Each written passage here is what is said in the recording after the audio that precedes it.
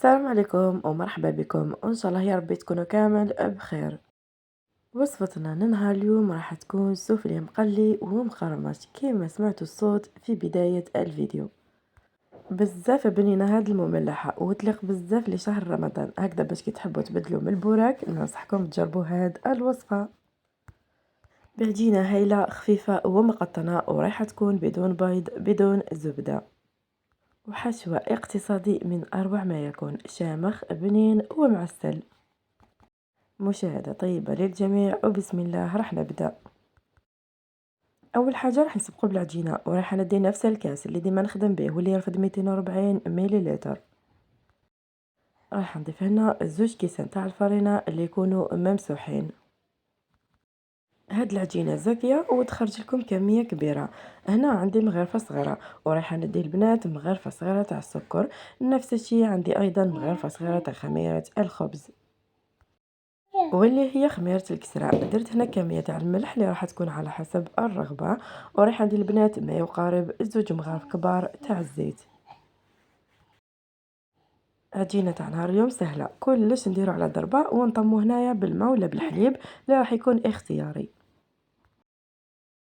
ضفت تانيك نص مغرف تاع الخل ورايحه نجيب البنات هنا كميه تاع الحليب ولا تاع الماء اللي يكون دافي. وصدقا انا اليوم راح نستعمل هذاك الماء اللي بقالي من هذاك الجبن اللي قلت لكم خبوه وديروه في المخبوزات والعجائن، راح يمد لكم خفه وقوام بزاف هايل. واللي شافت الفيديو على بالها واش راني نقول، جبنا الحليب استخلصنا منه الجبن والماء المتبقي رايح نطمو به هاد العجينه تاعنا حتى نتحصلوا على قوام يكون نوعا ما اطري بصح ما يتلاصقش بزاف في اليد، وهذا هو القوام المطلوب. رايحه ننزلها فوق طاوله العمل ورايحه نعجنها حوالي 2 دقائق فقط. فرينة ما تتطلبش كميه كبيره تاع العجن. هنا رايحه نعجنها ونولي لكم على السريع، استغفرك اللهم ربي. بعد ما عجنتها رايحة نشكلها كرة، نرجعها لنفس الوعاء، رشة خفيفة تاع الفرينة ونغطيها ونخليها تخمر. دوكا راح نجهزو الحشو، نحتاجو مقلة راح ندير فيها كمية تاع الزيت. عندي هنا حبة بصل اللي تكون كبيرة قطعتها مكعبات يكونوا صغار. نفس الشيء عندي هنا زوج حبات تاع طرشي قطعتهم، وهنا لديكم الاختيار تقدروا تستعملوا الطرشي الوان اللي هو الاحمر والاصفر والبرتقالي اذا كان توفر عندكم. نخلط هنا ونقليهم مليح حتى يدبلوا وراح نشوفوهم كيف كيف. دوكا راح ندي هنا اقل من ربع صدر تاع الدجاج اللي كنت قطعته صغير ورايحه نضيفه ونخلطه ونزيد نعاود نقلي. والاهم انه صدقا هذا الحشوه زاكيه وتخرج كميه كبيره، وفوق هذا كامل بنتها بزاف هايله شامخه ومعسله. دوكا راح ندير التوابل اللي راح تكون اختياريه، ما تتقيدوش كامل. استعملت هنا قزبر، كميه تاع توابل الدجاج، رشه خفيفه تاع الكمون، ورايحه ندير البنات كميه تاع الفلفل الابيض. بطبيعة الحال ما ننساش الملح ونخلط ورايحة نقليهم مليح مليح حتى يدبلوا ويطيب لي الدجاج. ودايما نقولها لكم قلوا المكونات نتاعكم مليح وكل حاجة مدوا لها حقها في التقلية. بعدها هنا جبت حبة تاع طوماطيش اللي كنت قطعتها مع زوز فصوص تاع الثوم كما راكم تشوفوا، مغرفة صغيرة تاع طوماطيش مصبرة، ورايحة نخلط ونزيد نعاود نقلي كلش. وكما تعرفوا الطوماطيش راح تطلق الماء تاعها، نقصوا هنا للفرن تاعكم، خلوا المكونات يطيبوا في راحتهم ويتجمروا. تماك البنات بعد ما يطيبوا راح تقويوا النار وتخلوها تنشف كامل من السوائل. وهاي لكم هنا بعد ما طابت ووجدت معايا، شوفوا لي القوام تاعها كيفاش يكون، راهي تبان بلي راهي معسله ومجمره بزاف. هي هاد الحشوه هنا راح نخليها تبرد وراح نجوزو العجينه تاعنا اللي تكون خمرت. هاد العجينه البنات ماهوش راح يتضاعف الحجم نتاعها بزاف لانه صدقا ما فيهاش كميه كبيره تاع الخميره.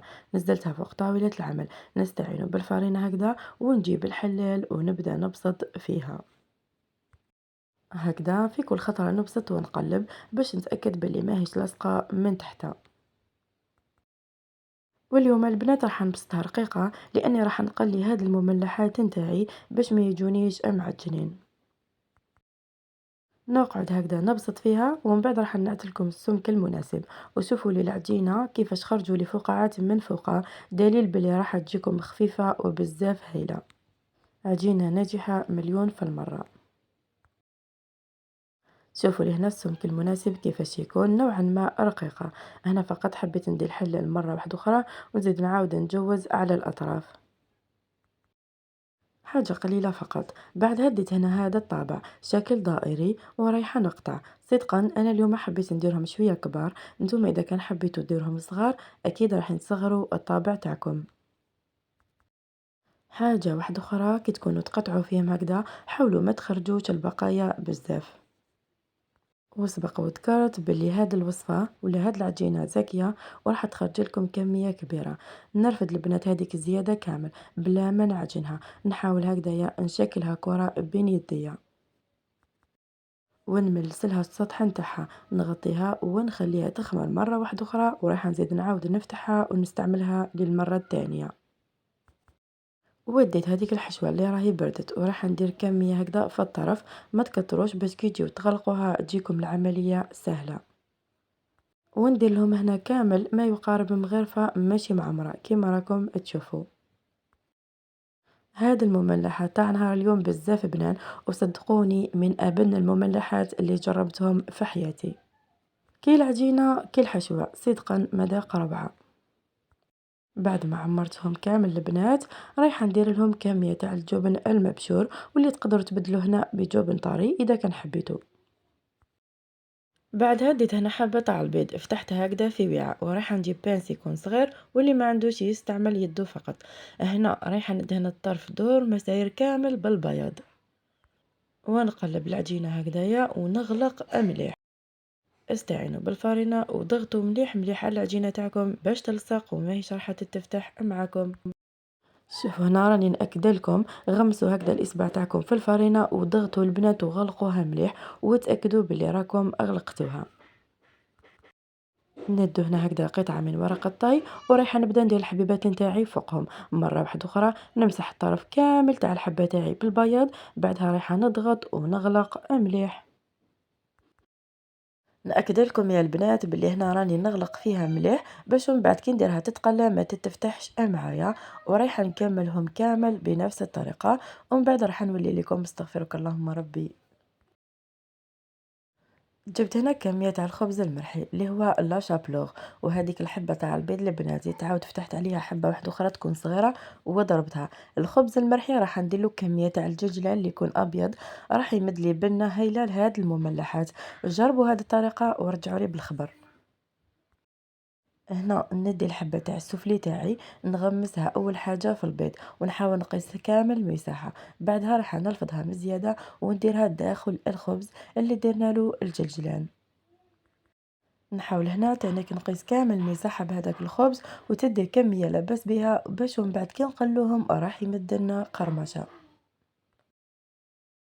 ومرة أخرى ندي الحبة تاعي نديرها داخل البيض، نقيسها كامل بالبيض في المساحة، بعدها راح نلفظها مزيادة ونديرها في الخبز. صدقا في هذه المرحلة لازم تكونوا سريعين شوية باش ما يختمروش معاكم هاد لي سوفلي. ونكملهم هنا كامل حبة حبة ورايح نجوزو لمرحلة التقلية. اديت مقلة فيها كمية تاع الزيت، نار متوسطة والزيت راهي سخونة ورايحة نديرهم يتقلاو.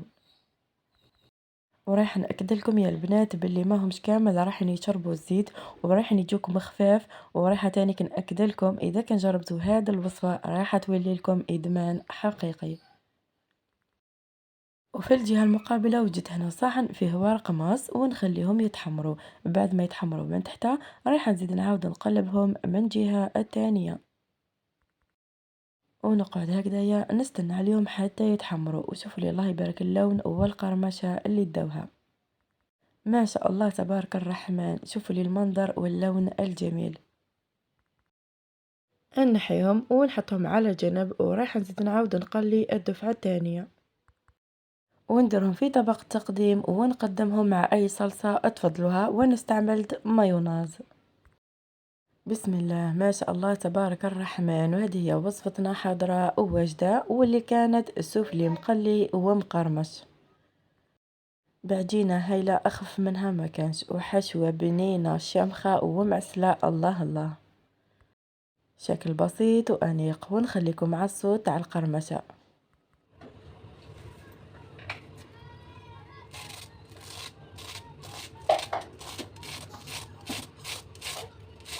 إذا كان ما جربتوش هاد الوصفة البنات راكم عطيتو واحد البنة فور بزاف.